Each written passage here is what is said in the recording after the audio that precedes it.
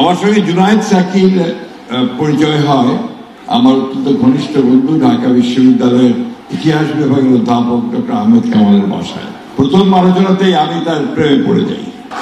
এই জন্য যে আমি তরুণ মুখে তরুণ যুবকের মধ্যে সেদিন আমি যে স্বপ্ন দেখেছিলাম এবং যে দৃঢ়তা দেখেছিলাম সে সত্যিকার অর্থেই বাংলাদেশে একটা পরিবর্তন করতে চায়।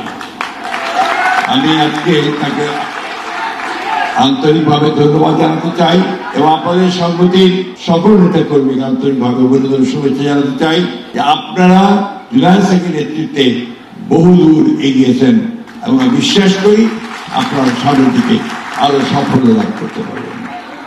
আমাদের এবি পার্টির মন্ত্রী সাহেব একটা চ্যালেঞ্জ করেছেন, আমি এই চ্যালেঞ্জটা অ্যাকসেপ্ট করেছি।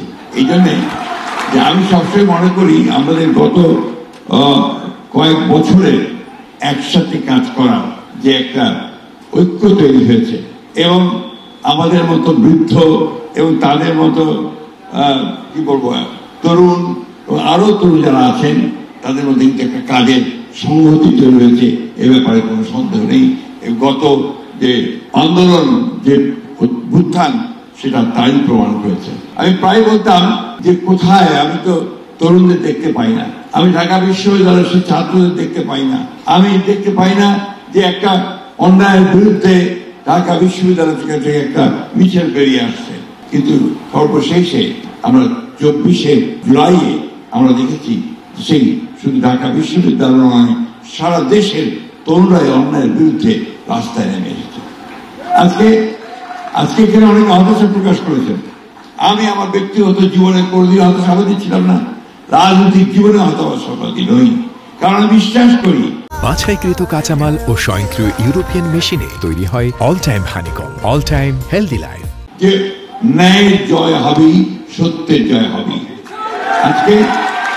আজকে আমি আবার বলছি, আজকে যে সংকট তৈরি করেছে এই অন্তর্বর্তীকালীন সরকার ঐক্যমত্য কমিশন, আমি বিশ্বাস করি যে এই সংকট কেটে যাবে। এই দেশের মানুষ কখনো পরাজয় বরণ করে না, পরাজয় বরণ করেনি, পরাজয় বরণ করবে না। বন্ধুগণ, আমাদেরকে সবসময় একটা কথা মনে রাখতে হবে, এই দেশটা আমাদের, এই মানুষগুলো আমাদের, এবং তাদের ঐক্যবদ্ধ করে আমাদের সমস্ত যে চক্রান্ত, সমস্ত যে আপনার ষড়যন্ত্র আমাদের বিরুদ্ধে হচ্ছে তাকে পরাজিত করতে হবে।